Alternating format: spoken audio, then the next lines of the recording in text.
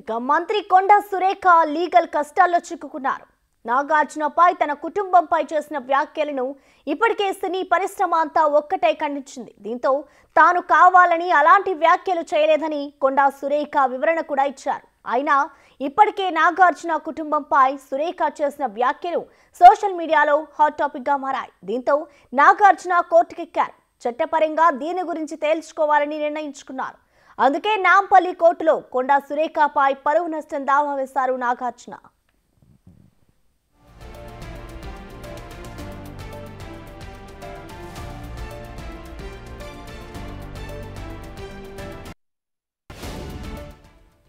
నాంపల్లి కోర్టులో పరువు నష్టం దావా వేసిన నాగార్జున తన కుటుంబ పరువుకు భంగం కలిగించారని, తన కుటుంబ ప్రతిష్టను దెబ్బతీసేలా ఆమె వ్యాఖ్యలు చేశారంటూ పిటిషన్లో పేర్కొన్నారు. మంత్రి కొండా సురేఖపై క్రిమినల్ చర్యలు తీసుకోవాలని డిమాండ్ చేశారు.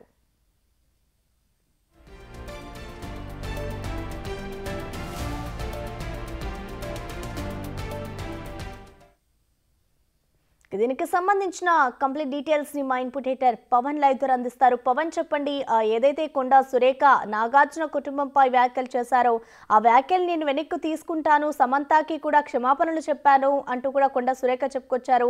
అయినా కూడా ఇప్పుడు నాగార్జున ఈ విషయానికి సంబంధించి వెనక్కి తగ్గలేదు, ఆ కోర్టులో మెట్లెక్కారు.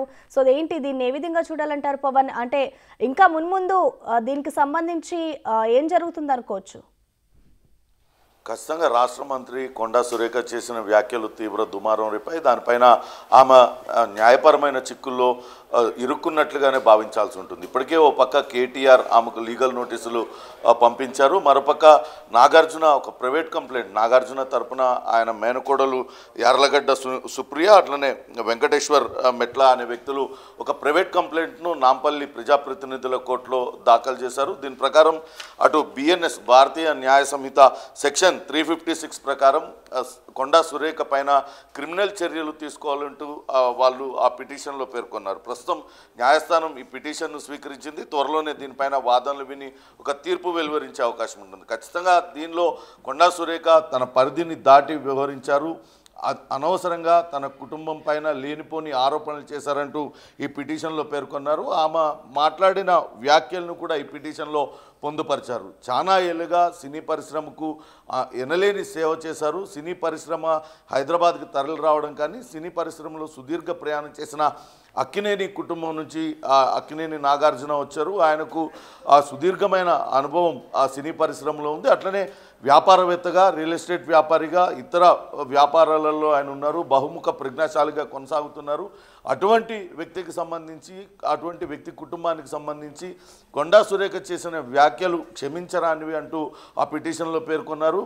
ఇద్దరు, అటు నాగార్జున కొడుకు నాగ చైతన్య, సమంత ఇద్దరు కూడా వారు వివాహం చేసుకున్నారు. కానీ ఆ తర్వాత కొన్ని కారణాల వల్ల విడిపోయి ఎవరి బతుకు వాళ్ళు గౌరవప్రదంగా బతుకుతున్నారు. కానీ ఇప్పుడు ఆ రాజకీయాల కోసం, రాజకీయాలతో ఎటువంటి సంబంధం లేని నాగార్జున కుటుంబ సభ్యుల్ని కించపరిచే విధంగా ఇటువంటి వ్యాఖ్యలు చేయడం, ఆ వ్యాఖ్యలన్నీ కూడా అన్ని ప్రముఖ పత్రికలు, ప్రముఖ మీడియాలలో రావడంతో తమ పరువుకు తీవ్రమైన భంగం కలిగింది. ఇదే విషయం పైన తనకు అనేక మంది ఫోన్లు చేశారు. ఇలా ఎలా మాట్లాడతారు, మీ కుటుంబానికి తీవ్రమైన పరువు నష్టం జరిగింది అంటూ అనేక మంది చెప్తూ వచ్చారంటూ ఈ పిటిషన్లో పేర్కొన్నారు. ఈ నేపథ్యంలోనే ఆమె పైన క్రిమినల్ చర్యలు తీసుకోవాలంటూ నాంపల్లి కోర్టులోని ప్రజాప్రతినిధుల కోర్టులో అప్పీల్ చేశారు. బిఎన్ఎస్ సెక్షన్ 356 ప్రకారం ఎవరైనా సరే కావాలని వాళ్ళ వ్యక్తిగత ప్రతిష్టకు భంగం చేకూర్చినా, వాళ్లకు కావాలనే వాళ్ళ కుటుంబ ప్రతిష్టను దెబ్బతీసే విధంగా వ్యాఖ్యలు చేయడం, వాటికి సంబంధించిన విషయాలను సర్క్యులేట్ చేయడం తదితరవన్నీ కూడా ఈ సెక్షన్ కిందకు వస్తే వాటి పట్ల క్రిమినల్ చర్యలు తీసుకోవాలంటూ నాగార్జున అయితే ఒక ప్రైవేట్ పిటిషన్ను దాఖలు చేశారు. చూడాలి, దీన్ని కోర్టు అయితే స్వీకరించింది. త్వరలోనే దీనిపైన విచారణ చేపట్టి అటు పోలీసులకు ఏ రకమైన ఆదేశాలు ఇస్తుందని చూడాలి. కేసు నమోదు చేసి అటు చర్యలు తీసుకోవాలని ఆదేశిస్తుందా, లేకుంటే కోర్టే నేరుగా ఏదైనా వేరే ఆదేశాలు జారీ చేస్తుందా అనేది చూడాలి. కొండా సురేఖ ఇప్పటికే తాను చేసిన వ్యాఖ్యలపైన తాను చింతిస్తున్నాను, అనుకోని విధంగా కోపంలో ఒక మాట జారాను, కానీ సమంత ఎదిగిన తీరు తనకెంతో ఆదర్శప్రాయం, తాను సమంతను అభిమానిస్తాను, ఇంతటితో తాను అనుకోకుండా చేసిన వ్యాఖ్యలు క్షమించాలంటూ ఆమె చెప్పింది. కానీ అటు సినీ పరిశ్రమ మొత్తం అటు ఏకతాటిపైకి వచ్చింది. కొండా సురేఖ చేసిన వ్యాఖ్యలు నిజంగానే క్షమించరానివి. రాజకీయాలు అటు దిగజారిపోయిన పరిస్థితి కనపడుతుంది. ఇటువంటి వ్యాఖ్యలు ఎటువంటి సంబంధం లేని వ్యక్తులకి తమ రాజకీయ ప్రయోజనాల కోసం ఇలా వాళ్ళ రాజకీయ వివాదాల్లోకి లాగడం ఏమాత్రం సరికాదంటూ సినీ పరిశ్రమలోని ప్రతి ఒక్కరు కూడా ఖండిస్తూ వచ్చారు. అలానే కేటీఆర్ కూడా లీగల్ నోటీస్ అయితే పంపించారు. దీనికి ఇప్పటికే కొండా సురేఖ క్షమాపణ చెప్పడంతో పాటు పిసిసి అధ్యక్షుడు మహేష్ కుమార్ గౌడ్ సైతం ఈ వివాదాన్ని ఇంతటితో వదిలేయాలంటూ సినిమా పెద్దల్ని కోరిన పరిస్థితి అయితే ఉంది. అయినప్పటికీ కూడా ఇప్పుడు కోర్టులో ఈ పిటిషన్ దాఖలు చేసిన నేపథ్యంలో ఖచ్చితంగా కొండా సురేఖ అయితే ఆ కోర్టు మెట్లు ఎక్కాల్సిన పరిస్థితి అయితే ఖచ్చితంగా వస్తుందనే చెప్పాలి ప్రసన్న. పవన్ ఇటు చూసుకుంటే మీరు చెప్పినట్లుగా ఇదే విషయానికి సంబంధించి ఇటు టీపీసీసీ చీఫ్ మహేష్ కుమార్ గౌడ్ కూడా దీనిపై వివరణ ఇవ్వాలంటూ కూడా కొండా సురేఖను కోరారు. ఈ నేపథ్యంలోనే ఆవిడ క్షమాపణలు చెప్పారు. మరి ఇప్పుడు ఇది సద్దుమణుగుతుందనుకోవచ్చా? ఎందుకంటే నాగార్జున ఇప్పటికే కోర్టులో ఈ కేసు వేశారు. ఇటు రాజకీయంగా సొంత పార్టీ నేతలే చర్చించుకుంటున్న పరిస్థితి నెలకొంది. సో మున్ముందు ఇది ఏ విధంగా దారితీస్తుంది అనుకోవచ్చు పవన్? ఖచ్చితంగా నాగార్జున కుటుంబం మాత్రం న్యాయ పోరాటానికే సిద్ధమవుతుంది. అటు నాగార్జున కావచ్చు, అక్కినేని అమల ఆమె కూడా ఒక సోషల్ మీడియాలో పోస్ట్ పెట్టింది. నేరుగా రాహుల్ గాంధీని దానికి ట్యాగ్ చేస్తూ పెట్టింది. ఇటువంటి మంత్రుల వల్ల మొత్తానికే చెడ్డ పేరు వస్తుంది. మీరు ఆ మంత్రిని క్షమాపణలు కోరాలని ఆదేశించాలంటూ నేరుగా రాహుల్ గాంధీకి ట్యాగ్ చేసిన పరిస్థితి. అలానే అక్కినేని కుటుంబం నుంచి నాగ చైతన్య కావచ్చు, అఖిల్, సమంత, ఇతరులందరూ కూడా తీవ్ర స్థాయిలో స్పందించారు. ఖచ్చితంగా దీనిపైన న్యాయ పోరాటం చేస్తామంటూ చెప్పిన నేపథ్యంలో వాళ్ళు న్యాయ పోరాటానికి సిద్ధమవుతున్నట్టుగా మనం భావించాల్సి ఉంటుంది. ఇప్పటికే కోర్టులో వాళ్ళు దాఖలు చేసిన పిటిషన్ కూడా కోర్టు తీసుకున్న దాన్ని పరిగణలో తీసుకుంది.